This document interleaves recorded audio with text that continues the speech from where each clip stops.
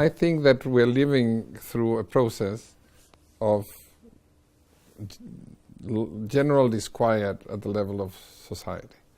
And that explains the protest movements, the different expressions, which sometimes are very vocal and visible, sometimes are very silent and expressed in the ballot box or somewhere else.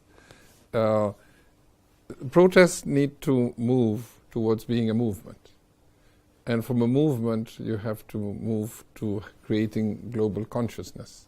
And from that consciousness, you are able to move into changing policies and changing models. But this doesn't happen immediately and rapidly. It's a process. And that is the nature of social struggle and political struggle. It's always been that way. Now, what is, I think, stimulating to consider is that in the last decades, we have seen the women's movement have an extraordinary influence in the way we think.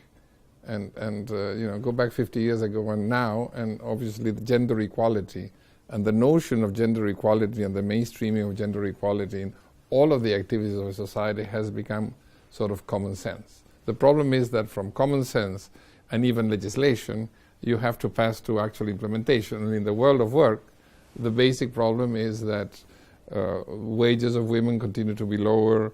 The participation of women even in trade union leadership is still low. The participation of women in management is low. You continue to have the traditional notions of women in certain types of activities. Now, this is changing, but we certainly need an accelerator to be put, and in some societies, more than that. You simply need the recognition of basic human rights of women.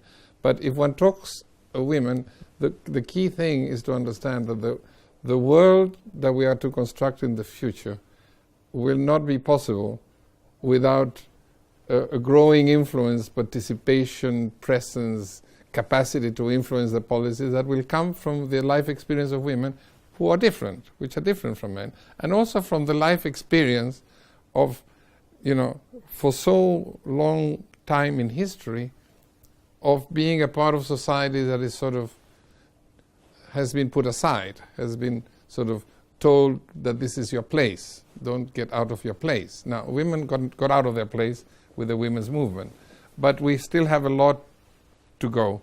But for me, it's not so much, not only, let me say, the individual rights of individual women, it's their collective capacity to contribute to a different way of understanding society. And my experience is that that is extremely strong, and we have to stimulate that. Now, if we talk about movements, we also have to talk about the environment movement and the human rights movement.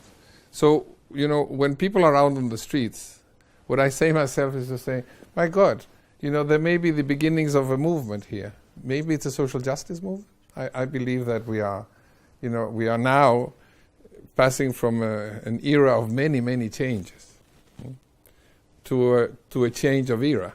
We're moving into a new era. And that new era cannot be constructed unless we take the notion that social justice has to be a part of it, and that a new era of social justice is something that we have to work for, with all the equity, the moral, the practical implications of simply having societies that are more fair. I think that is possible. So out of the disquiet and problems and people wanting to go out on the streets that you have today, what's the direction that we have to go? I think that the direction is a society that is fairer, a society that is more just, a society that is more respectful of the environment, a society that is more respectful of work, more respectful of the right of people to organize themselves in whichever way they want to be able to do that. That we do policies that reinforce families and households and the way people want to live together.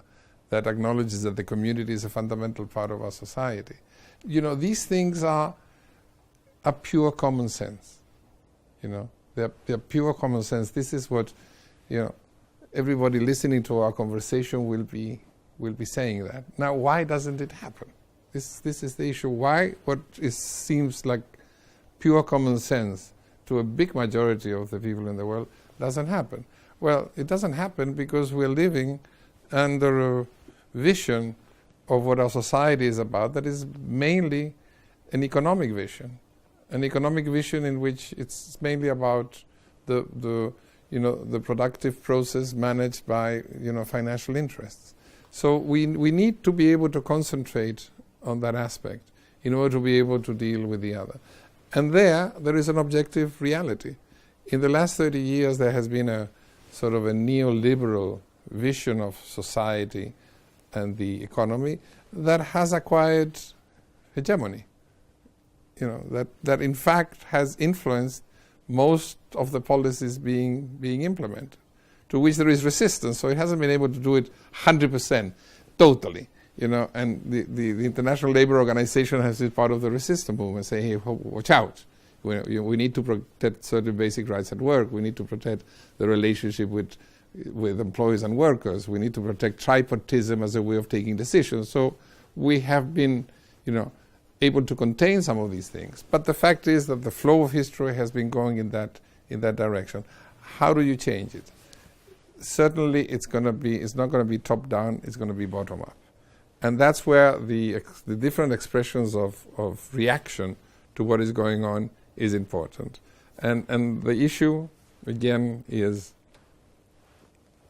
the capacity to mobilize and to express all of the desire to change what is going on. How do you transform that into a movement? How do you transform the movement into global consciousness? And then how does it become change? And there I think that social movement leadership is essential, that ideas are essential, because you change hegemony in ideas by other ideas that are not going to be the new hegemony, which are going to permit the flowering of different ways of understanding the society that we want to construct. But you also need political leadership. And we need political leadership that dares to lead. And daring to lead today means that many of the things that are going on need to change. Now that leadership needs to emerge, needs to come, will emerge, I believe. And let me say that together with all of the things that are not working well, and particularly as a result of the crisis, I am not seeing this with a sense of, my God, there's nothing to do. On the contrary, I think that all of these policies that have shaped this crisis and have, permitted the growth of this inequality that are now living through are going to begin to change, are beginning to change, although we see the contrary. But profoundly, they are so unacceptable and so questioned, and it's such a common sense that this cannot continue as it is, that is the foundation of the change that will happen. How, when, in what time, through what forms of organization, there are going to be multiple actors in this, many, many, many people involved, and many new expressions of political thinking and others. But if you ask me, are you looking towards a future thinking that it's so difficult to change things? No, on the contrary. I feel that history has always shown to us that persistence is the word. Yes, when things are more critical, it's where more conviction, more dedication, more will, power, more assurance that, okay, let's go together to this. Now, when and how it happens, we don't know. But that it will happen and that we're going to have a better society than the one we have today, I have no doubt. Some people call that voluntarism. But I think back. I come from Chile. They told me that the Pinochet dictatorship would never end. It ended. They told me when I was young, because I was fighting, to ensure that in South Africa, the apartheid could come to an end, and they told, no, it will never come to an end. It came to an end. Women were told that they would never have a vote. They have a vote. That they will never have a number of other things that they have. We still have to continue the fight, and you can go on with all of the things that they told us in the past. Look, forget about it, because it's never going to happen. As there are today people that tell you, look, forget about it. Look at the powers that be. they're going to continue controlling things forever. My answer is no, because it doesn't depend on them, it depends on us. And when we decide that, that change is going to happen, the social processes are going to begin happening and the changes are going to occur. Problem is, we don't know when and where all of this is going to come together. But that the process is underway, I have no doubt whatsoever, and that's why I look towards the future with an enormous conviction that we have to promote and back all of the social movers that are trying to bring this issue to the fore.